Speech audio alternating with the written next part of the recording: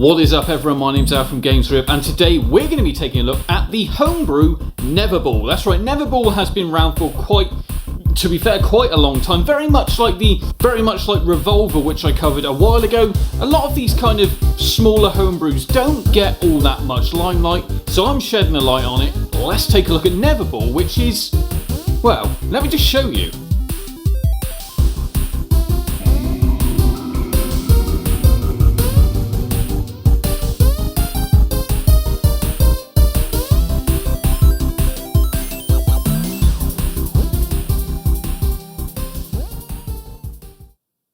Here we go, so this is it. This is Neverball for the Sega Dreamcast. So there's two elements to this game. There's essentially crazy golf, and then you've kind of got the marble run / marble maze style that we're starting with right here, which is called Neverball. So you've got Neverball, and I think it's called Never Putt. So as we'll see shortly. Now obviously there are many different levels that are created in this pack. It seems to be about 25 per difficult, and we'll take a look at number one just so you can see exactly what this kind of is all about. Now it basically is getting a certain amount of coins and then getting to the end of the actual kind of, you know, the end of the goal. There's a target basically at the end, but you can only hit that once. For example, right here you've got your 10 coins.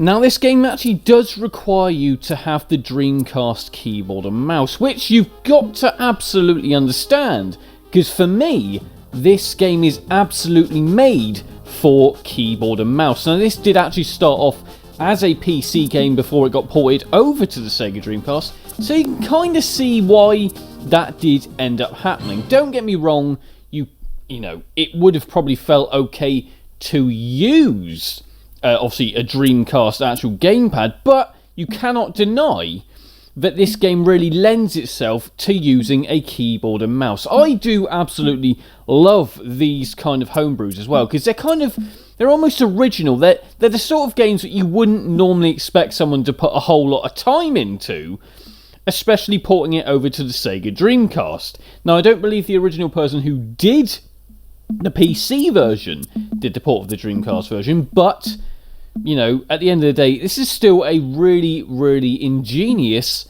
game. Now obviously you use the actual mouse to kind of tilt the board, which will then obviously, if you move it up and down, etc., will make the ball roll, and then you use the mouse keys to kind of tilt the camera left and right just to see where you're kind of going. Now there are bonus coins in each different one here. For example, the blue and the red, I believe they're about, so the blue is 10 and I think the red is 5, something like that. They've kind of got like bonus amounts, and you know, that just makes that a little bit easier to get the amount of coins you need. Now obviously this game really does take some skill and some nerve, because the further you get into this game, the harder you're gonna find it. And the ones I really kind of played were the easy levels. These weren't all the actual hard levels. The hard levels, let me tell you, really are next level, and not to be tried if you've never played the game before, because you go into it and you probably put the game down straight away, mainly because it just is that hard to play. But once you start to master the controls, or you really just want to go balls deep and just absolutely go for it and see if you can do it, then absolutely do, because this game will keep you coming back for more. And it's a homebrew I really am shouting about, because I really enjoyed looking at this Neverball game. It really, it's original, like I said. The music's got a kind of early 90s trance dance vibe to it. Really dig that, and you know, it makes me wonder if that kind of the age group that, you know, this was done by or ported by. I don't know, but either way, it adds to the kind of the excitement of essentially just rolling a ball around an obstacle course. Now obviously what we've got right here is Never Putt, which I'm just wondering if they just actually made the ball smaller, or whether they zoomed out the camera. So in other words, the actual ball itself wasn't any different. I don't know. But either way, this is essentially a crazy golf little game, which I absolutely love, because I love these. I've always loved crazy golf games, and to be fair, this really, you know, you're probably going to love it if you like Crazy Golf. It won't disappoint, because every single course is original and is not all that easy. Now, obviously, what you got to do is kind of move the mouse up or back and forward, and that will be essentially your power gauge to how hard you're actually hitting the ball. Now, you do have to be careful, because it's not simple, and you will fly off the end more times than you can absolutely count, but it is absolutely worth it, because like I said, who doesn't love a Crazy Golf game? And to be fair, on the Sega Dreamcast, there aren't all that many, but this one is absolutely fantastic. Like I said, they've used one kind of element of just basically being a ball on a course and turned it into two totally separate type of games.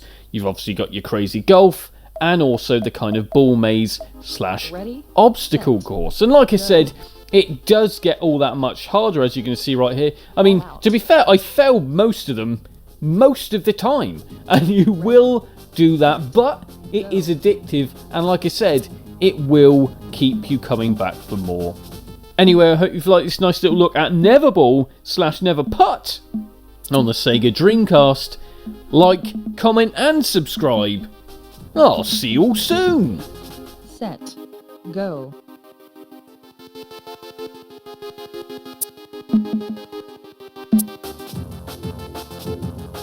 All out. Ready, set, go.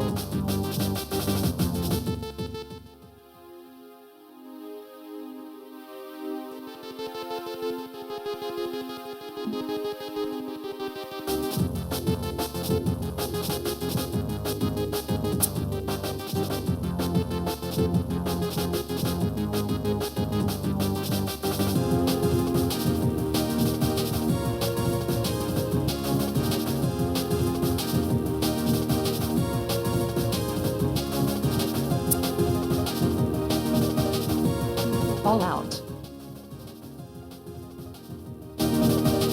Game over. You can now support the channel on patreon.com/GamesRip, as well as remember to like, comment and subscribe.